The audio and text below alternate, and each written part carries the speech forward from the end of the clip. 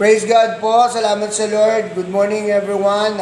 Salamat po sa inyo. Ito na naman po si Don's Mission. To God be the glory. Kasi kahit saang lugar tayo, pwede tayong gamitin ng Lord. Tama po ba? At kailangan po natin gawin yung kalooban ng Lord sa buhay po natin. So, ngayon, nandito kami ngayon sa bahay na kung saan ay pahinga muna. Kasi after days, mamaya, siguro bukas, may gagawin na naman po tayo for the glory of God na mga gawain. So, nandito kami. Kasama ko si Kuya Elijah. Kaway ka lang, Kuya Elijah. Ayan, si Kuya Elijah po yan. Kaibigan po natin yan. At saka si Kuya Jandre. Kaway, Kuya Jandre. Yan. Tropa natin yan.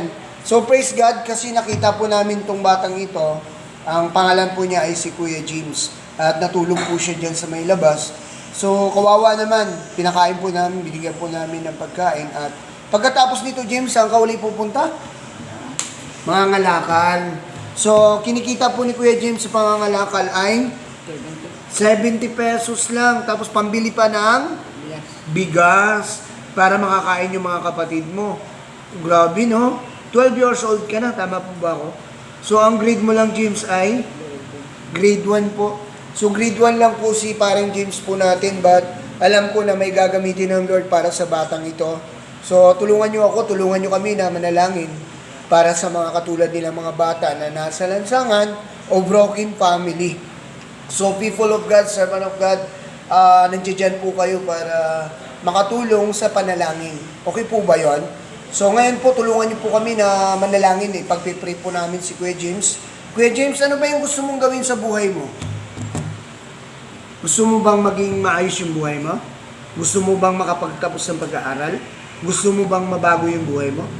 Alam mo bang sobrang mahal na mahal tayo ng Lord James? Okay ba yan?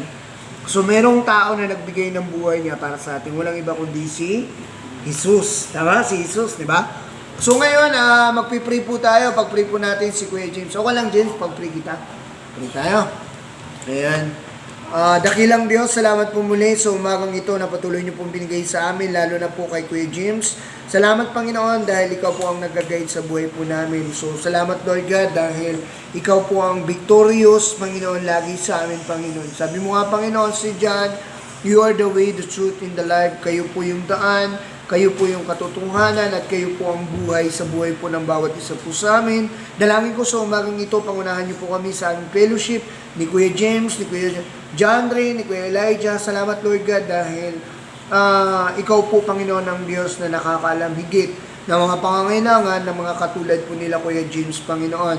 Lord God, samahan niyo po siya, ingatan niyo po siya sa kanyang paghahanap buhay muli para po sa mga kapatid po niya. Salamat, Lord, sa inyo, sa inyong abundant blessing sa pamilyang ito, sa batang ito, sa pangalan ni Jesus. Amen. So, ayan, James, no, ipinagpipray na kita. Salamat kay Lord, di ba? So, pag wala kang katuka lang, di ba? Ibig sabihin, pag may nagbukas, ibig sabihin, may tao. Pero minsan kasi, nandun kami sa taas. Huwag ka lang mahiya, ha? So, ayan. So, anong gagawin mo ngayon? Babalik ka uli sa So, ayan po, gusto po namin siyang pero pinagpipray muna po namin mabuti kung ano yung plano ng Lord sa buhay ng batang ito. Siyempre po, mas maganda kasi na sa kanya mismo yung manggagaling na desisyon niya.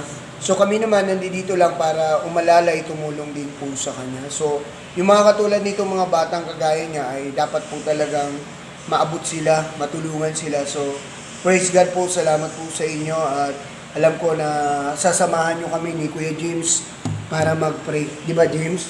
So ayan po, salamat sa buhay ng batang ito dahil alam ko po na sobrang ang hirap talaga ng buhay ngayon pero si Lord pa rin yung higit na mag-iingat sa atin. Tama ba ako, Kuya James? Muriin mo, nangangalakal po siya kung saan siya nakakarating. Tama, no? Para lang mangalakal. Pero walang nangyayari po sa kanya. So, yung protection ng Lord laging nandito sa batang ito at sa ating lahat. So, salamat po everyone. Tulungan nyo lang po ako, tulungan nyo po kami. Please po, pakisuportahan naman po Don's Mission. Pakisubscribe naman po yung ating channel po dyan. Talagang salamat sa inyo mga kapatid, servant of God, mga guys. Salamat po sa inyo talaga dahil napakabuti po ng Lord sa buhay po ng bawat isa po sa atin at lalo na sa buhay ng batang ito. Hayaan niyo po, talagang may gagawin ng Lord sa batang ito. Naaring hindi pa ngayon, pero sa sunod na mga araw, I think, pag nagplano na siya, nagdesisyon na siya, so willing po talaga siyang tulungan ng mga servant ng Lord. At kailangan lang po magdesisyon siya mabuti. So, babayo po, see you later again, and God bless you po sa ating lahat. Kaway ka, Kuya James. Kaway, yan si Kuya James, nahihiya po siya. So, salamat po muli. Ayan po, Don's Mission. To God be the glory po sa ating lahat. Babayo! See you again!